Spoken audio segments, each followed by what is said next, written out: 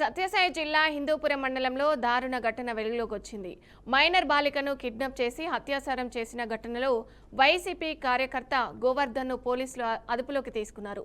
ఇక ఇన్‌స్టాగ్రామ్ ద్వారా బాలికను ట్రాప్ చేసి ఈ దారుణానికి పాల్పడినట్లు పోలీసులు తెలిపారు. ఇక నిందితుడిపై కిడ్నాప్, అత్యాచారం, ఫోక్సో కేసులు నమోదు చేసినట్లు సిఐ ఆంజనేయులు వెల్లడించారు. ఈ ఘటనకు సహకరించిన సోము అనే మరో యువకుడిని పోలీసులు అరెస్ట్ చేశారు. పూర్తి వివరాలు ఈ సాయంత్రం పోలీసుల ప్రెస్ మీట్లో వెల్లడి కానున్నాయి. ఒక రోజు 2 రోజులు రూమ్లో వేసి వాకులు వేసిండాడు. మేమంతా పుడుకున్నా కూడా యాడ పుడుకునే చిక్కులేదు. తిరగన్నాడు. మేము కంప్లైంట్ పెట్టాం. ఏం లేము పలాని ఇట్లా మా బిడ్డ కనపడలేదు అని కంప్లైంట్ పెట్టాము. అగో వాళ్ళ మీద ఆ పిల్లగాడు వాకులేసి లోపలేసి వాకులేసినాడు. ఆ పిల్లగాడిని వాని పేరు గోవర్ధన్.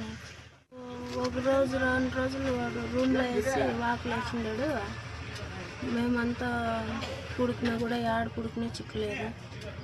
తిరగన్నాడు. మేము కంప్లైంట్ పెట్టాం. ఏం లేము పలాని ఇట్లా మా బిడ్డ కనపడలేదు అని కంప్లైంట్ పెట్టాము.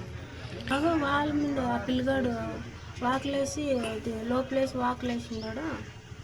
ఆ పిల్లగాడిని వాని పేరు గోవర్ధన్. ఒక రోజు 2 రోజులు రూమ్లో వేసి వాకులు వేసిండాడు. మేము